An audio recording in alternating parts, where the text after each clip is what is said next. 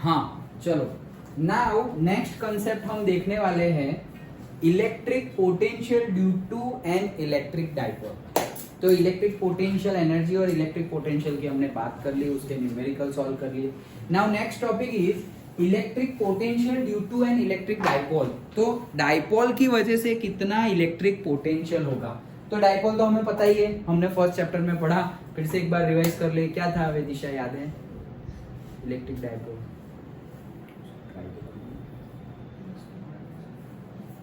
नहीं याद? हाँ बोलो नहीं। सर पॉजिटिव और नेगेटिव चार्जेस के बीच का डिस्टेंस 2a होना चाहिए, मतलब 2a होगा क्योंकि वो दोनों बहुत पास में होंगे पॉजिटिव और नेगेटिव। मतलब हम डिनोट कर रहे हैं 2a से छोटा डिस्टेंस। Yes correct, okay. 2 और दोनों के चार्जेस कैसे होने चाहिए? पॉजिटिव और नेगेटिव और वैल्यूज सपोज एक इक्वल। हाँ, so 2 equal charges which are in opposite nature. दो इक्वल चार्जेस है, मतलब 10 कूलम और -10 coulomb. Okay, so 2 equal charges opposite in nature separated by a very very small distance, जिसको हम बोलते थे 2a। वो कुछ भी हो सकता है, लेकिन हमने बोला 2a क्यों? क्योंकि आधा निकालना हो सेंटर पे, तो 2a का आधा a हो जाए इसलिए। ओके, दैट्स व्हाई हमने डिस्टेंस को बोल दिया 2a। So 2 equal and opposite charges separated by a small distance, वही था हमारा इलेक्ट्रिक डाइपोल। तो अगर ऐसा कोई इलेक्ट्रिक डाइपोल गिवन है, उसकी वजह से इलेक्ट्रिक पोटेंशियल कितना होगा। जैसे एक चार्ज है, उसकी वजह से तो हमें पता है कि KQ/R होगा, और दूसरा चार्ज है वो नेगेटिव है, तो उसकी वजह से भी KQ/R होगा, लेकिन नेगेटिव होगा। दैट्स इट, वो तो हमें पता ही है। अगर एक ही पॉइंट पर दोनों की वजह से फाइंड करना होता, ओके, और डिस्टेंस अगर सेम होता, तो पोटेंशियल क्या आ जाता? 0। डिस्टेंस सेम होता तो वो पॉइंट का डिस्टेंस सेम होता दोनों से। जैसे ऐसा समझो, ये इलेक्ट्रिक डाइपोल है, ये एक पॉइंट है पॉजिटिव और ये एक पॉइंट है negative, separated by a small distance. मुझे ढूंढना है ये पॉइंट, ये जो मेरी उंगली है यहाँ पर मुझे ढूंढना है क्या? Electric potential. तो इसकी वजह से KQ और KQ, ऊपर वाला टर्म तो सेम है, लेकिन जो R है वो अलग अलग है। ओके, यहाँ से जो R होगा वो, और यहाँ से जो R होगा वो डिफरेंट होगा। डन। लेकिन अगर मैं ऐसा कोई पॉइंट ले लूं, तो भाई यहाँ पे पॉइंट ले लिया मैंने, अभी यहाँ से ये पॉइंट की दूरी जितनी होगी उतनी ही दूरी यहाँ से ये पॉइंट की दूरी है, तो वहां पर इलेक्ट्रिक पोटेंशियल क्या हो जाएगा? 0। क्यों? क्योंकि Q तो ऑलरेडी सेम है, और अगर R भी सेम हो गया और दोनों एक पॉजिटिव एक नेगेटिव है, तो 0 हो जाएगा। सिंपल है। ओके, तो अभी हमें देखना है डाइपोल की वजह से कितना पोटेंशियल होगा। वो ध्यान से देखना, इस थियरी में सिंपल मैथमेटिक्स ज्यादा है। ओके, थोड़े नए फॉर्मूलाज है तो वो मैं बता दूंगा, तुम सबके लिए ही नए हैं। ओके चलो देखो, यहाँ पर हमने डाइपोल लिया हुआ है, ये रहा हमारा पॉजिटिव चार्ज और ये रहा हमारा negative charge, and separated by a small distance से 2a। तो यहाँ से सेंटर का डिस्टेंस हो गया a, जो है O, ये रहा सेंटर, और यहाँ से भी सेंटर का डिस्टेंस हो गया a। ये नेगेटिव चार्ज और ये positive charge, this is plus, this is plus and this is minus. Done. Okay, dipole ले लिया हमने। डाइपोल की डायरेक्शन भी हमें पता है, कौन सी थी? Negative to positive. Correct. Okay, तो डाइपोल की डायरेक्शन हमेशा होती है नेगेटिव टू पॉजिटिव। ये नेगेटिव है, ये पॉजिटिव है, so this is our direction. Okay, अब ये डाइपोल की वजह से इलेक्ट्रिक पोटेंशियल हमें फाइंड करना है, तो हमने एक पॉइंट ले लिया, पॉइंट A। हमने एक पॉइंट ले लिया, पॉइंट A। ये पॉइंट A पर ये डाइपोल की वजह से कितना पोटेंशियल होगा वो हमें फाइंड करना है। अगर डाइपोल ना होता और ऐसे दो अलग अलग चार्जेस होते, तो हम क्या करते? एक की वजह से सुपरपोजिशन प्रिंसिपल लगा देते, KQ/R दोनों का सम कर दो ऐसे। अब डाइपोल है तो उसकी वजह से भी लगाना तो वैसे ही है।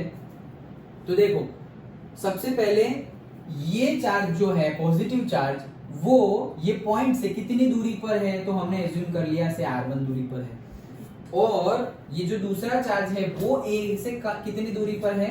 R2 दूरी पर है, और ये जो डाइपोल है उसके सेंटर से ये A पॉइंट है R दूरी पर, और R is not equals to R1 is not equals to R2, मतलब ये तीनों में से एक भी सेम नहीं है, सब कुछ अलग अलग है। अभी तो हमने डिस्कस किया कि डाइपोल के अगर सेम डिस्टेंस पर होंगे, यहाँ से भी सेम डिस्टेंस है, यहाँ पे भी वो पॉइंट का सेम डिस्टेंस है, तो पोटेंशियल तो 0 हो जाएगा। ओके, तो R1 ले लिया, R2 ले लिया और मिड पॉइंट से डिस्टेंस ले लिया R। Okay, position vector R ले लिया। ओके, अब पोटेंशियल कितना होगा, तो वही सुपरपोजिशन प्रिंसिपल लगाएंगे। सो एक की वजह से पॉजिटिव Q की वजह से V निकालो V1, नेगेटिव Q की वजह से V निकालो V2, दोनों का सम कर दो, वैसा ही करेंगे। ओके, तो V is equals to V1 positive की वजह से क्या हो जाएगा, KQ/R1। फिर इसकी वजह से भी सपोज पॉजिटिव ले लिया हमने, प्लस करना है ना, लेकिन इसका क्या होगा KQ और वो Q माइनस है, तो यहाँ पे क्या आ जाएगा माइनस, और डिस्टेंस R2, तो ये प्लस माइनस क्या हो गया माइनस, तो डायरेक्टली लिख दिया है माइनस, अदरवाइज बीच में क्या होगा प्लस होगा। ओके, लेकिन नेगेटिव चार्ज है उसकी वजह से potential negative, so KQ/R2, that's it. इतना तो सिंपल है, इसमें तो कुछ भी नया नहीं है, ये हमें पता ही है। दो चार्ज और दोनों चार्ज का डिस्टेंस पता हो तो KQ/R लगा लो। सो KQ/R1 माइनस KQ/R2, K और Q सेम है, बाहर निकाल लो। सो K और Q कॉमन ले लिया, अंदर क्या बचा 1/R1 माइनस 1/R2। तो अगर मुझे 1/R1 की वैल्यू पता चल जाए एंड 1/R2 की वैल्यू पता चल जाए, उसके अंदर रख देंगे और मुझे मेरा net electric potential at point A मिल जाएगा। सिंपल है। तो हमारी एक्सरसाइज इसी के ऊपर है, क्या 1/R1 निकालो और 1/R2 निकालो। यहां तक का समझ में आया, ये था स्टेप 1। ओके, नेक्स्ट, तो अब हमारा क्या है, ये तो हमें पता चल गया कि ये फॉर्मूला में हमें 1/R1 और 1/R2 की वैल्यू रख देंगे तो हमारा आंसर मिल जाएगा। ओके, नाउ देखो, ये जो डाइपोल है ये ए पॉइंट के साथ, मतलब जो उसका पोजीशन वेक्टर है वो थीटा एंगल बना रहा है। डन। ओके, थीटा एंगल बना रहा है, हमने एज्यूम किया है कि कोई एंगल तो बना ही रहा होगा, so that angle will be theta. अच्छा, अब ध्यान से सुनना, अगर राइट एंगल ट्रायंगल है, जितने भी हम sine theta, cos theta, tan theta और उनके जो रेसिप्रोकल है, जितने भी ट्रिग्नोमेट्रिक फंक्शन है, हम जो 6 फंक्शन पढ़े हैं मेनली, ओके, वो सारे फंक्शंस कब एप्लीकेबल है, राइट एंगल ट्रायंगल के लिए। लेकिन अगर राइट एंगल ट्रायंगल ना हो और तुम्हें कॉस थीटा निकालना हो, वो हम पढ़े नहीं, तो वो अभी हम पढ़ते हैं। ओके, वो अभी हम पढ़ते हैं। तो वो कैसे लिखना है, देखो, ऐसा कोई एक ट्रायंगल है विच इज दिख रहा है राइट एंगल, कोई राइट एंगल 90 डिग्री कोई नहीं है, again angle sum property total 180 होगा। यस, ओके, हाँ, और से ए बी और सी 3 साइड्स है, दो साइड ए और बी के बीच का एंगल है थीटा। तो कॉस थीटा कैसे निकलेगा, ध्यान से देखना, ये हम नहीं पढ़े हुए हैं, लेकिन यही थियरी में आएगा और अच्छे से समझ में भी आ जाएगा। देखो, कॉस थीटा कैसे निकलेगा, थीटा जो दो साइड के बीच का एंगल हो वो दोनों साइड के स्क्वायर का सम कर दो। तो देखो, थीटा ये दोनों साइड के बीच का एंगल है, तो मैंने क्या कर दिया, ए स्क्वायर प्लस बी स्क्वायर सम कर दिया, उसमें से माइनस कर दो ऑपोजिट साइड जो बाकी रह गई जिसमें थीटा इंक्लूडेड नहीं है, वो C square. So A square plus B square minus C square whole divided by 2ab। ये 2ab क्या है, 2 तो लेना ही है ऑलवेज, फिर एक साइड ले लो ए, दूसरी साइड ले लो बी। सिंपल फॉर्मूला है। ओके, जैसे कि ये थीटा है और ये है गामा, मुझे गामा के लिए बताओ भाई, कौन बताएगा, नहीं मैं ही पूछूंगा, कौन बताएगा, कॉस गामा की वैल्यू कौन बताएगा, भव्या बता पाओगे कॉस गामा की वैल्यू? रुको रुको आराम से, A square plus C square minus B square upon 2ac। क्या सही है,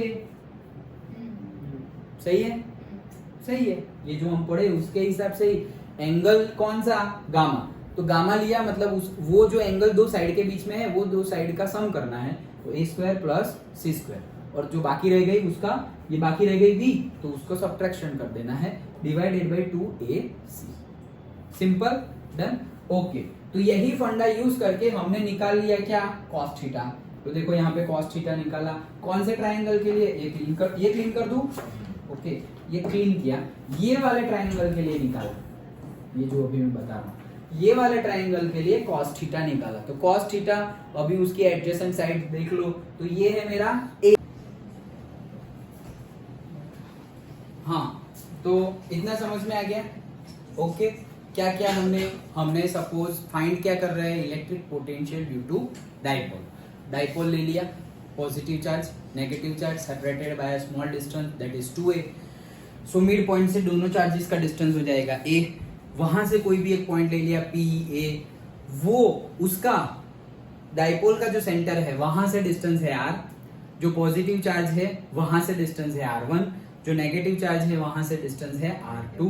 डायरेक्शन ऑफ द डाइपोल भी हमने ले लिया from the negative to positive, हमें पता ही है, और उसकी value p is equals to क्या होता है, charge that is q into that distance that is 2a। इतना हम पढ़ चुके हैं पहले ही। और यहाँ पर हमने पोटेंशियल निकाल लिया सुपरपोजिशन प्रिंसिपल से। सो वो आ गया है के क्यू ब्रैकेट में 1/r1 माइनस 1/r2। ये दोनों की वैल्यू पुट करेंगे तो हमारा फाइनल आंसर आ जाएगा। अब हमारा नेक्स्ट टास्क है 1/r1 और r2 की वैल्यू निकालना। तो उसके लिए हम देखें कि कोई भी ट्राइंगल के लिए cos थीटा का ऐसा फॉर्मूला हम लिख सकते हैं। तो ये ट्राइंगल के लिए हमने cos थीटा का फॉर्मूला लिख दिया, a square plus r square minus r1 square upon twice ar। इसमें से हम r1 निकाल सकते हैं। डन।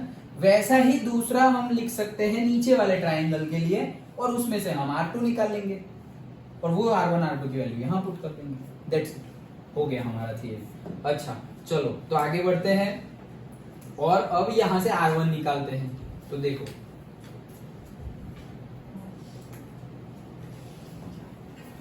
हाँ देखो, तो हम r1 निकाल रहे हैं। r1 कहां से निकलेगा, cos थीटा का ये फॉर्मूला अभी हमने लिखा, ये लिखा, और ध्यान से देखना, ऐसे लगा है बड़ा बड़ा लग रहा है, कुछ भी नहीं, इजी है। ओके देखो, इसको यहाँ मल्टीप्लाई करो तो 2ar cos थीटा हो जाएगा, ये ऊपर आ गया 2ar cos थीटा। इधर क्या हुआ, a square plus r square minus r1 square, तो a square plus r square minus r1 square. ये स्टेप समझ में आ गया, सिर्फ ऊपर ही किया है, ऊपर नीचे ले गए हैं। अच्छा अब इसमें से r1 को उधर ले जाओ तो ये माइनस है तो प्लस हो जाएगा, तो r1 स्क्वायर, और इसको इधर ले आओ तो वो प्लस है तो माइनस हो जाएगा, a square plus r square plus का minus 2ar cos theta. Done. Okay अब ये स्टेप भी हो गया, समझ में आ रहा है। वो देखना साथ साथ में, नहीं तो फिर नहीं समझ में आएगा। समझ में आ रहा है ना। ओके देखो, हाँ r1 स्क्वायर, अब देखो r1 स्क्वायर ये स्टेप भी हमारा हो गया। अब हम क्या कर रहे हैं, r स्क्वायर को कॉमन ले रहे हैं।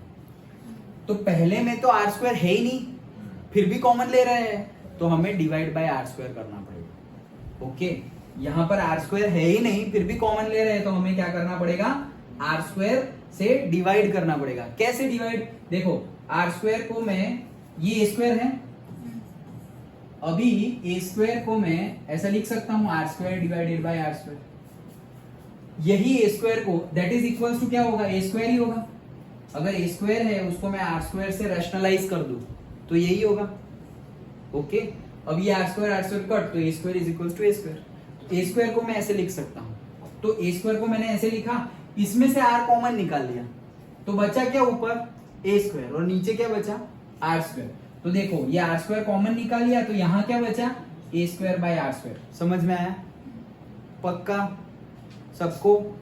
ओके नेक्स्ट, ये r स्क्वायर है, उसमें से r स्क्वायर ही निकाल लिया तो कुछ नहीं बचा, तो 1, तो ये रहा वो 1, दोनों पॉजिटिव। देन इसमें से r स्क्वायर निकाला, अभी देखो फिर से इसको भी ऐसे करते हैं। ये क्या है, देखो 2ar cos थीटा इतना है, तो मैं यहाँ r स्क्वायर बना रहा हूं। कैसे r स्क्वायर बनाऊंगा, r से मल्टीप्लाई किया, r से डिवाइड कर दिया, तो ऊपर क्या आ गया, r स्क्वायर, ये r कट, तो जैसा था वैसे ही रहा। ऊपर से r स्क्वायर कॉमन ले लो, तो r स्क्वायर कॉमन ले लिया, तो फिर बचा क्या, 2a cos theta divide by r। समझे पक्का, श्योर। चलो तो ये स्टेप भी हो गया, आगे बढ़ते हैं। हो गया। ओके नेक्स्ट, तो ये तो r1 स्क्वायर निकाला, हमें निकालना है r1 निकालना है, r1 का स्क्वायर नहीं निकालना है। तो स्क्वायर रूट कर दो बोथ दी साइड, तो r1 स्क्वायर का स्क्वायर रूट करेंगे तो r1 आ जाएगा, r स्क्वायर का कर देंगे तो क्या आ जाएगा, r आ जाएगा।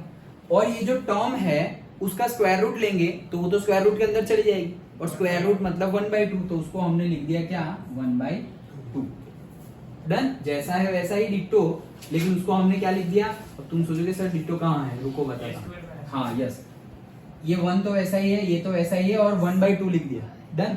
ये टर्म कहाँ गया, तो देखो हमने क्या बोला, इलेक्ट्रिक डाइपोल लिया हुआ है। सो इलेक्ट्रिक डाइपोल में जो 2a डिस्टेंस है वही बहुत छोटा है। अगर 2a ही बहुत छोटा है तो a तो और छोटा होगा। अगर 2a ही बहुत छोटा डिस्टेंस है तो उसका आधा कर देंगे, वो तो और भी छोटा हो जाएगा। तो वो a distance is very very very less compare to the r distance, जहां पर हमें इलेक्ट्रिक पोटेंशियल ढूंढना है। तो a बाई आर मतलब यहाँ ये कब निग्लेक्ट कर सकते हैं हम, यहाँ लिखना बिकॉज करके, because a is very very very less than r। अगर ऐसा हो ओके तो हम a स्क्वायर, और देखो वापस स्क्वायर है, a बाई आर ही छोटा हो जाएगा और फिर छोटे का वापस स्क्वायर तो और भी छोटा हो जाएगा। पहले सपोज ऐसा समझो a बाई आर करके तुम्हारा 0.5 आया, वो 0.5 का स्क्वायर तो 0.25 हो जाएगा। तो 0.25 is less then that of the 0.5। अगर एक से छोटी नंबर हो उसका स्क्वायर करेंगे तो वो और छोटी हो जाएगी। जैसे एक से बड़ी नंबर का स्क्वायर करते हैं तो बड़ी हो जाती है, जैसे 2 है तो एक से बड़ी है, उसका स्क्वायर करेंगे तो और बड़ी हो गई, 2 से 4 हो गई। 3 है वो एक से बड़ी है, उसका स्क्वायर करेंगे तो 3 से 9 हो गई। तो वैसे ही 0.5 वो एक से छोटी है, उसका स्क्वायर करेंगे तो और छोटी हो जाएगी, मतलब 0.5 से भी छोटी, दैट इज 0.25। अगर 0.6 लिया तो आ जाएगा 0.36। Done, okay. ये तो सिंपल मैथ्स है अपना। ओके तो वो हमने बहुत ही छोटा है तो निग्लेक्ट कर दिया, तो वो गया। तो ये स्टेप समझ में आ गया। ओके चलो आगे बढ़ते हैं। तो यहां तक का हो गया। देन नेक्स्ट हमें तो 1/r1 चाहिए, रेसिप्रोकल कर दो। तो इसका उल्टा 1/r1, इसका उल्टा 1/r, और इसका उल्टा तो वो हो जाएगा 1 divided by that, 1 divided by 1/2 वाली पावर है ऊपर आ जाएगी तो -1/2। तो ये माइनस, समझ में आया। इसको 1 लिखेंगे तो वो माइनस हो जाएगा ना, पक्का। अब ये माइनस को अगर प्लस करना है तो 1 लिखो, तो वही आ गया वापस। Done, okay. तो ये स्टेप भी समझ में आ गया, पक्का। ओके चलो अब थोड़ा ध्यान से। ओके ये थियरी पॉइंट ऑफ व्यू तुम्हें देखना है, मैथ्स वालों को पता है, फिर भी देखो ये स्पेशल केस है। मैथ्स में क्लास 11 में आता है बाइनोमियल थ्योरम। ये बाइनोमियल थ्योरम मतलब क्या, जैसे हम क्लास 8 में पढ़े थे, क्या पढ़े थे, a plus b to the whole, a plus B है तो a प्लस बी को खोलेंगे ब्रैकेट तो क्या हो जाएगा a प्लस बी, फिर a प्लस बी का स्क्वायर है। इसका मीनिंग क्या होता है, इसका मीनिंग होता है a प्लस बी 2 बार, ऐसा 2 बार, तो उसको हम स्क्वायर लिखते हैं। फिर इसको हम डिस्ट्रीब्यूटिव प्रॉपर्टी से सॉल्व करते हैं, ये a अंदर जाएगा तो क्या हो जाएगा a स्क्वायर प्लस b के साथ ab प्लस ये दोनों के साथ हो गया b का, तो ये वापस हो जाएगा ab और हो जाएगा b स्क्वायर। फिर आगे क्या होगा a square plus 2ab plus b square. यही तो फॉर्मूला था हमारा, a प्लस b का फॉर्मूला क्या था, a square plus 2ab plus b square. अभी 3 टाइम्स कर दे तो 3 बार मल्टीप्लाई करो, और क्या, टाइम ही टाइम है अपने पास, ऐसे क्यूब तो 3 बार करना पड़ेगा। तो a plus b to the whole square into a plus b, हो गया ना 3 बार।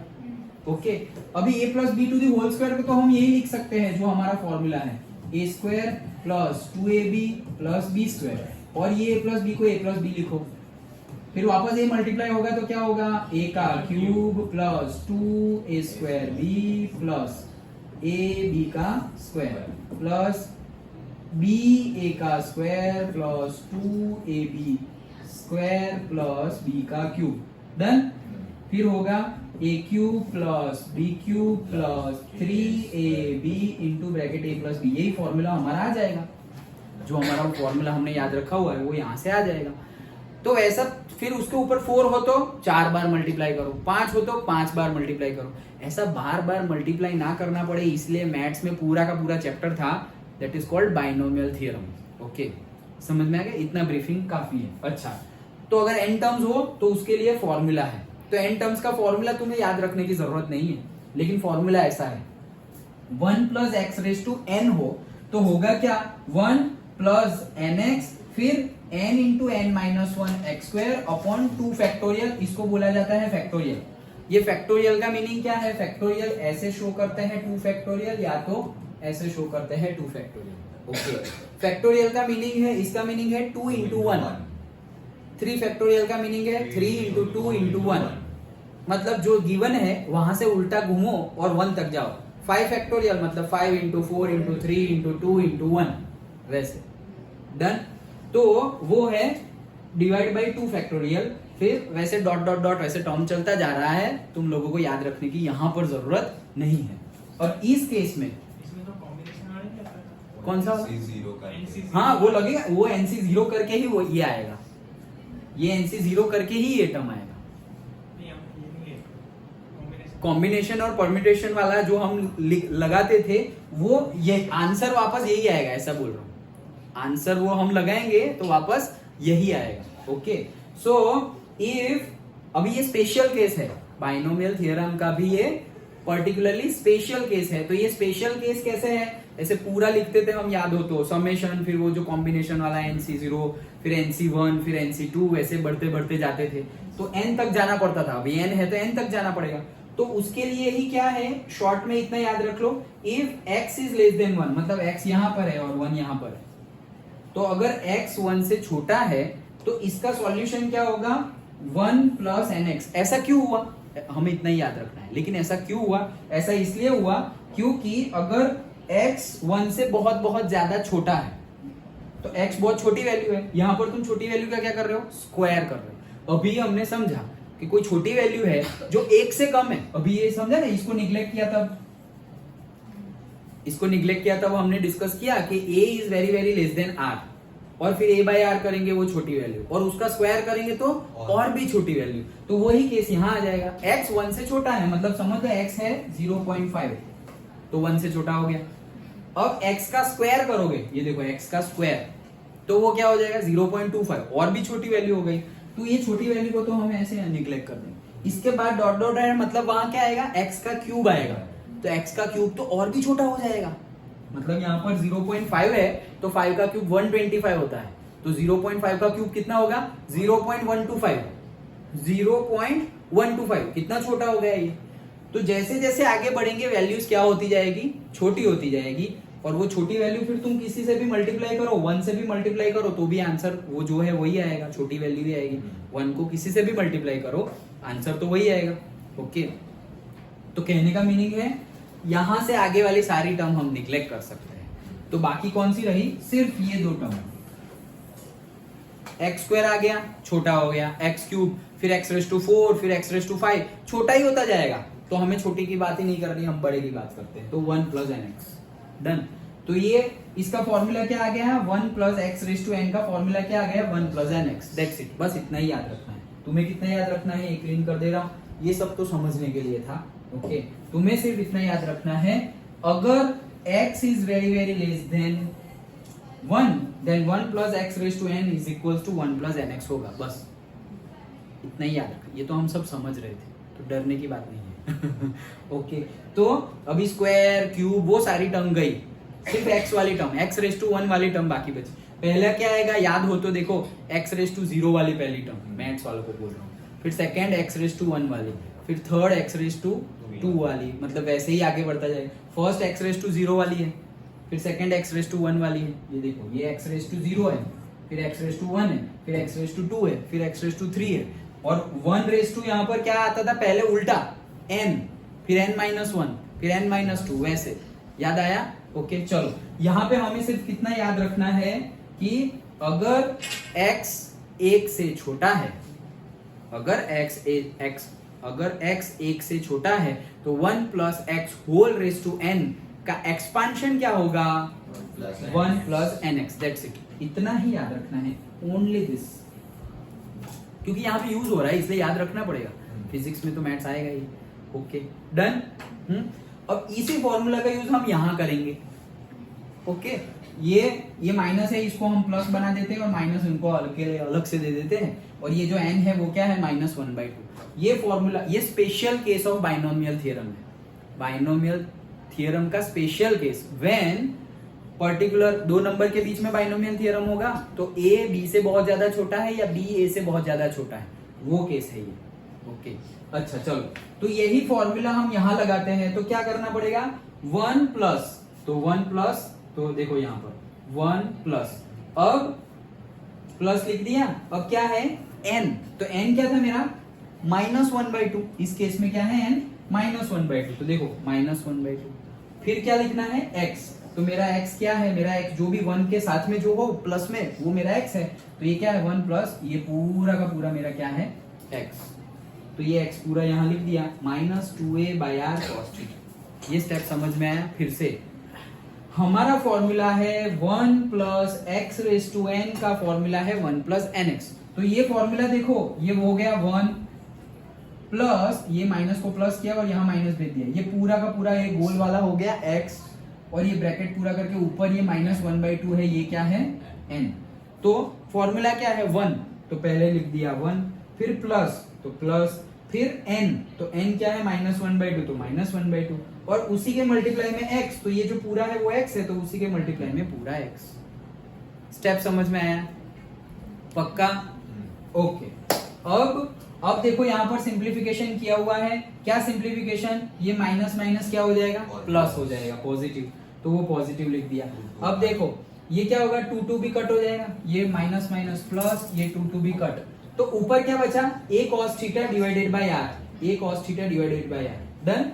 तो 1/r1 की वैल्यू आई 1/r 1 plus a/r cos theta, simple है, पक्का?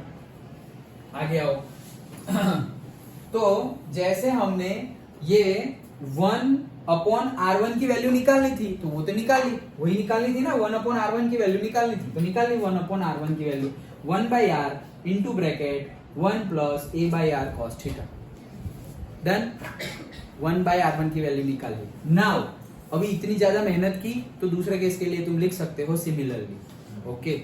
सो सिमिलरली अनदर ट्राइंगल, मतलब ये वाला ट्राइंगल जो है उसके लिए क्या होगा, हाँ उस वहां से हम क्या निकालेंगे 1/r2, तो उसके लिए cos कैसे लिखेंगे, देखो ये एंगल हम ले तो ये थीटा था, ये स्ट्रेट लाइन एंगल है 180, तो 180 में से थीटा गया तो बाकी कितना बचा 180 माइनस थीटा। अब cos थीटा इस केस में क्या होगा, अगर यहाँ पे cos थीटा ये फॉर्मूला आया तो थीटा की जगह अब मैं क्या लिखूंगा cos 180 माइनस थीटा, वो लिख दिया, डन। एंगल फिर क्या लिखना है, देखो a स्क्वायर, तो मैं लिख दूंगा a स्क्वायर, फिर क्या लिखना है r स्क्वायर, तो लिख दिया r स्क्वायर, फिर जो ढूंढना था r1 उसका स्क्वायर, तो मुझे अभी r2 ढूंढना है, तो r2 का स्क्वायर डिवाइडेड बाय 2ar, तो 2ar, that's it, okay. cos 180 minus theta, तो cos पाई माइनस थीटा, तो अभी वापस वही फिजिक्स वापस लगाना पड़ेगा, ये है हमारा 0, ये है π/2 और ये है पाई, ऑल एस टी सी। तो 180 माइनस थीटा मतलब कौन सा quadrant, second quadrant, second quadrant में cos क्या होता है नेगेटिव होता है, तो अभी पाई है तो फंक्शन चेंज नहीं होगा, सो cos पाई माइनस थीटा क्या हो जाएगा माइनस cos थीटा, ये हो जाएगा। ये हमने 11th में भी किया था, 12th में भी किया, याद आया? अगर नीचे π/2 हो, नीचे 2 हो, 3π/2 π/2 5π/2, तो फंक्शन चेंज होगा, अदरवाइज फंक्शन चेंज नहीं होगा। अभी देखना कहाँ है, cos को देखना है, कौन से क्वाड्रेंट में, पाई माइनस थीटा हो उस क्वाड्रेंट में, पाई प्लस थीटा होता तो थर्ड में देखते, पाई माइनस थीटा है, ये पाई है, pi plus theta third, pi minus theta second, π/2 plus बोला तो सेकंड, π/2 माइनस बोला तो फर्स्ट, 3π/2 प्लस बोला तो फोर्थ, 3π/2 माइनस बोला तो third, done, okay. So pi minus theta second quadrant में साइन पॉजिटिव है और साइन का रेसिप्रोकल कॉसेक पॉजिटिव है, बाकी सब कुछ नेगेटिव, तो नेगेटिव cos थीटा आंसर आएगा, तो ये हमने लिख दिया नेगेटिव cos थीटा। अब a square r square minus r2 square upon 2ar, done, okay. तो cos थीटा की वैल्यू तो ये आ गई। अब 1/r1 की जगह क्या आएगा, तो देखो उसी के जैसा सिमिलरली हम लिख सकते हैं, जैसे ये लिखा वैसे ही सिमिलरली 1/r1 तो 1/r2, 1/r 1 तो 1, फिर प्लस, तो यहाँ पहले लिखो प्लस, कोई बात नहीं यहाँ पे लिख देते हैं, चलो प्लस, फिर क्या है a/r, तो मैंने लिख दिया क्या a/r, और फिर cos थीटा, तो cos थीटा तो हमारा ये था वो, लेकिन उसी की जगह हमारा क्या आया है अभी माइनस cos थीटा, तो वो माइनस यहाँ गया तो वो प्लस, और ये माइनस, प्लस माइनस हो गया माइनस, तो यहाँ पर आंसर क्या आ जाएगा माइनस, तो ये आ गया माइनस cos थीटा। मतलब 1/r1 और 1/r2 में चेंज क्या है? सिर्फ साइन का। समझ में आया? ये पूरा गिनना नहीं है, ये पूरा गिना 1/r1, that's it. Similarly, we can do for 1/r2 considering the triangle AO और इसका जो भी नाम दे दिया हो B, ABC ले लो, तो ये C है सपोज, तो AOC, वो ट्राइंगल में cos 180 माइनस थीटा का ये फॉर्मूला लिख दिया, एंड वही ट्राइंगल में 1/r2 की वैल्यू ये आ गई। डन, पक्का। बस 1/r1 और r2 की वैल्यू पुट करो, तो देखो KQ 1/r1, तो 1/r1 वो रहा, लिख दिया प्लस वाला, माइनस, तो माइनस, फिर क्या है 1/r2, तो ये 1/r2 की पूरी वैल्यू यहाँ लो। समझ में आ गया? ये पूरा ये रहा, यहाँ उठा लिया, फिर माइनस माइनस कहाँ गया? ये रहा, फिर माइनस माइनस 1/r2, तो 1/r2 की वैल्यू कहाँ है? ये है, ये पूरी उठा के यहाँ रखी। ये स्टेप समझ में आया? पक्का। अब क्या करे?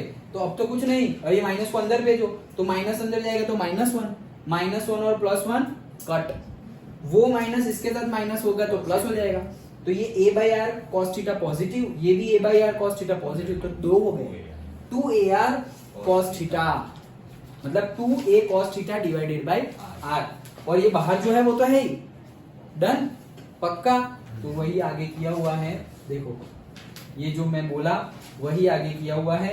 ये जो था ये क्या हुआ? 2a cos theta by r, यहाँ का 2a cos theta by r, बाहर क्या था? kq बाय r, ये 2aq क्या है? 2a इंटू q है हमारा इलेक्ट्रिक डाइपोल। ओके, तो इलेक्ट्रिक डाइपोल P, तो फॉर्मूला आ गया हमारा kp cos theta divided by r square. तो ये फॉर्मूला डिराइव करने के लिए पूछ सकते हैं 3, 4, 5 मार्क्स में। ओके, कितने भी मार्क्स में हो, हमें तो सेम पूरा ही लिखना है। तो फॉर्मूला आ गया potential due to electric dipole V is equals to kp cos theta upon r square, where theta is the angle between the dipole and the position vector drawn from the center of the dipole to that particular point where we have to find the electric potential. Done, पक्का। ये formula derive करना है। देखो क्या किया, फिर से एक बार रिवाइज करते हैं मैथमेटिकल स्टेप, फिर से पूरा एक बार रिवाइज कर लेते हैं। इलेक्ट्रिक डाइपोल ले लिया, वो सब हमें पता ही है, एक पॉजिटिव एक negative, direction negative to positive. Electric dipole P is equals to 2a into Q, और जो मिड पॉइंट है वो उन दोनों का बीच का डिस्टेंस 2a है, मतलब बीच का डिस्टेंस हो गया a और a। वहां से एक पॉइंट ले लिया a p, जो भी नाम देना हो दे दो, तो वो एक पॉइंट ले लिया, वहां पर हमें पोटेंशियल ढूंढना है। तो मिड पॉइंट से वहां का पोजीशन वेक्टर r, दूसरे पॉजिटिव चार्ज से r1, नेगेटिव चार्ज से r2, ये सब कर लिया। अब पोटेंशियल निकाले तो तुम्हें लिखना पड़ेगा सब कुछ। By applying the superposition principle, electric potential V is equals to V1 plus V2. Okay, V1 due to positive charge, V2 due to negative charge, KQ divide by R, KQ divide by I apply करो। तो positive charge के लिए positive, negative charge के लिए negative. तो positive के लिए positive लिखेंगे KQ बाय R1, और नेगेटिव के लिए लिखेंगे KQ बाय R2, लेकिन वो नेगेटिव होगा, तो हमारा फॉर्मूला बन गया KQ by R1 minus KQ by R2। उसमें से KQ को बाहर निकाल लो, तो KQ को बाहर निकाल लिया, तो बचा क्या? 1/r1 minus R2। यहाँ से KQ को बाहर निकाल लिया तो 1/r1 माइनस R2। अब 1/r1 और 1/r2 की वैल्यू ढूंढनी है। अच्छा, दो ट्राइंगल लेके ये 1/r1 1/r2 हम ढूंढेंगे। पहला ऊपर वाला ट्राइंगल, थीटा बन रहा है a और r, तो cos theta is equals to a square plus r square minus r1 square upon 2ar। Done, लिख दिया cos थीटा, ये रहा पूरा cos थीटा हमने लिख दिया। अब क्या करें? इसमें से r1 निकालो। कैसे निकालेंगे r1? ये 2ar को ऊपर ले जाओ, तो 2ar cos थीटा, r1 ये आ गया, फिर r1 को एक साइड रखो तो नेगेटिव का पॉजिटिव, तो r1 आ गया। फिर यहाँ पर हमने r स्क्वायर को कॉमन निकाला, r स्क्वायर को कॉमन निकाला, जहां पे ना हो वहां पे रैशनलाइज करना पड़ेगा, याद रखना। ओके, तो वो निकाल लिया, चलो बातें नहीं। फिर स्क्वायर रूट निकालना है। हाँ बोलो। सर ये जो आपने स्टेप किया r को 1/r लिख दिया, कहाँ? इसको? हाँ। तो सर उसमें ये वाला नीचे क्यों नहीं गया? कौन वाला? ये वाला? ये 1/2 को -1/2 किया ना, तो वो नीचे ही गया है एक्चुअली। हाँ इनवर्स कर दिया। ओके सो आर बाहर निकाल लिया, फिर यहाँ पर a square by R square where a is very very less than r, that's why उसको निग्लेक्ट कर दिया, फिर स्क्वायर रूट ले लिया, तो ये हो गया -1/2। ओके दैट्स इट, 1/r1 मिल गया। अब ये 1/r1 ये -1/2 तक आ गए। अब याद करो बाइनोमियल थ्योरम, तो सिंपली हमें याद रखना है 1 + x whole raise to n that is equals to 1 + nx, खत्म। ज्यादा कुछ पढ़ना नहीं है, वो तो समझाने के लिए मैंने बताया। 1 + x whole raise to n that is equals to 1 + nx, खत्म। ओके सो 1 की जगह 1, n की जगह -1/2 और x की जगह माइनस में ये पूरा। ओके तो वही फॉर्मूला हमने 1 + nx वाला फॉर्मूला यहाँ लगा दिया, तो 1/r1 हमें मिल गया। सिमिलरली करके 1/r2 निकालो, वही दोनों वैल्यू यहाँ पर पुट करो, तो हमारा आ गया पोटेंशियल का formula Kp cos θ divided by r²।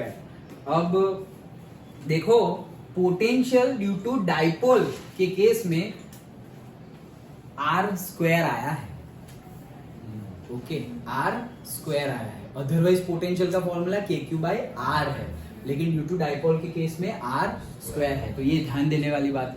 दूसरा 3 स्पेशल केस है यही थियरी में, वो तुम्हें लिखने हैं। तो पहला केस क्या, ध्यान से सुनना, वो अभी यहां पर नहीं है तो बता देता हूं।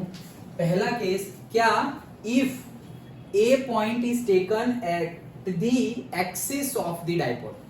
हम 2 चीज पढ़े थे लास्ट चैप्टर में, डाइपोल लिखा था तो डाइपोल समझे थे कंसेप्ट। तो डाइपोल के लिए 2 बातें हम पर्टिकुलरली पढ़े थे, एक तो उसकी एक्सिस और दूसरी उसकी वेरी गुड इक्वेटोरियल प्लेन वाला और इक्वेटोरियल लाइन। ओके सो अगर हमने ये ए पॉइंट को डाइपोल एक्सिस के अलोंग ले लिया और वो भी पॉजिटिव साइड के अलोंग, मतलब पॉजिटिव चार्ज के अलोंग, मैंने पॉइंट ए ले लिया इधर, अगर मैंने पॉइंट ए इधर ले लिया तो मिड पॉइंट से ए तक का डिस्टेंस क्या है, r।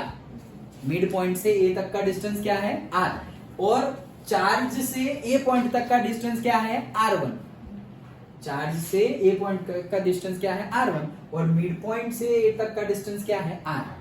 तो अगर थीटा एंगल वही है, देखो थीटा एंगल कौन सा है, जो तुम्हारा इलेक्ट्रिक डाइपोल का जो डायरेक्शन है उसका r के साथ एंगल। फिर से ये देखो थीटा एंगल कौन सा है, इलेक्ट्रिक डाइपोल की डायरेक्शन नेगेटिव टू पॉजिटिव, तो ये है इलेक्ट्रिक डाइपोल की डायरेक्शन और ये r की डायरेक्शन, उनके बीच का एंगल है थीटा। तो इलेक्ट्रिक डाइपोल की डायरेक्शन तो यही रहेगी, लेकिन अब मेरा r कहां हो गया, ऐसे सीधा, तो इलेक्ट्रिक डाइपोल और r दोनों एक ही डायरेक्शन में हो गए। समझ में आया, इलेक्ट्रिक डाइपोल की तो यही डायरेक्शन है, लेकिन r अब ऐसा नहीं है, r ए पॉइंट अगर यहाँ होता तो r यहाँ होता, यहाँ होता तो r यहाँ होता, फिर यहाँ है तो r यहाँ है, तो दोनों एक ही डायरेक्शन में हो गए ना। ओके तो r and direction of electric dipole दोनों एक ही डायरेक्शन में है, तो थीटा क्या हो गया, 0। समझ में आया, थीटा क्या हो गया, 0, क्योंकि वही तो थीटा है। तो थीटा 0 हो गया तो cos 0 क्या आ जाएगा, थीटा 0, तो cos फंक्शन है हमारा, तो cos 0 1। तो उस केस में हमारा इलेक्ट्रिक पोटेंशियल आएगा Kp/r²। डन, तो ये हो गया पहला केस। दूसरा case, if the point A is taken negative side on the dipole axis, मतलब यहां ले लिया, तो डाइपोल की डायरेक्शन ऊपर, लेकिन A की डायरेक्शन मतलब जो हमारा पोजीशन वेक्टर है r, उसकी डायरेक्शन हो जाएगी नीचे, एंगल हो जाएगा 180 यहां पर डालो, cos 180 -1, तो फॉर्मूला वही बचेगा, वही बनेगा, लेकिन माइनस आएगा। सो v की वैल्यू क्या हो जाएगी, -Kp/r²। तो पॉजिटिव साइड लिया तो Kp/r², नेगेटिव साइड लिया तो -Kp/r², और पॉजिटिव और नेगेटिव के बीच में कहीं पर ले लिया तो Kp cos θ/r²। डन।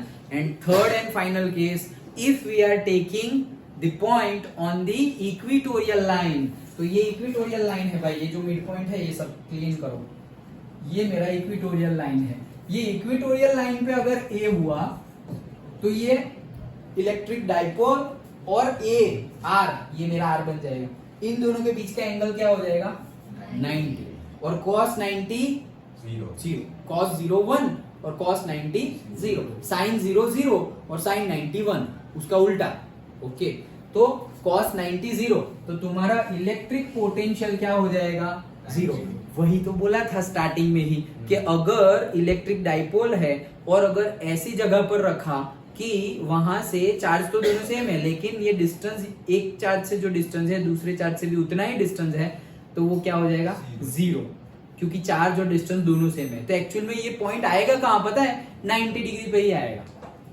उसकी डाइपोल उसकी जो इक्वेटोरियल लाइन होगी वहीं पर ये पॉइंट आएगा। इससे थोड़ा भी इधर होगा ना तो इससे नजदीक इससे दूर, इधर से इधर होगा ना इससे नजदीक इससे दूर, ऐसा हो जाएगा। बीचों बीच होगा तो वो बीचों बीच वाली ही क्या है? इक्वेटोरियल लाइन है। तो वही case, third case, when theta becomes 90 at that time electric potential is understood.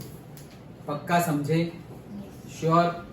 तो मैथ्स ज्यादा है ये थियरी में, लेकिन याद क्या? तो सिंपल ही है, स्क्वायर करो, कॉमन निकालो, रैशनलाइज करो, ऊपर नीचे ले जाओ, और binomial theorem 1 + x whole raise to n that is equals to 1 + nx। बस इतना याद रखो ना। मैथ्स का मैथ्स में देखेंगे वो 11th वाला भी खत्म हो गया, सब अभी नहीं है। ओके, इतना ही याद रखना है, 1 + nx whole raise to n that is equals to 1 + x whole raise to n that is equals to 1 + nx। ये बात। दूसरी बात जो तुम्हें नहीं पता थी, दैट इज अगर राइट एंगल ट्राइंगल ना हो और बीच में थीटा निकालना हो हमें, तो वो साइड अगर पता हो तो उससे हम निकाल सकते हैं। वो फॉर्मूला हमने डिस्कस किया। अंडरस्टूड? तो गिन कर प्रैक्टिस करना, लिख कर प्रैक्टिस करना थियरी की। अगेन वेरी इंपॉर्टेंट, डेरिवेशन पूछा जा सकता है। Okay, that's it. तो इतना रखते हैं।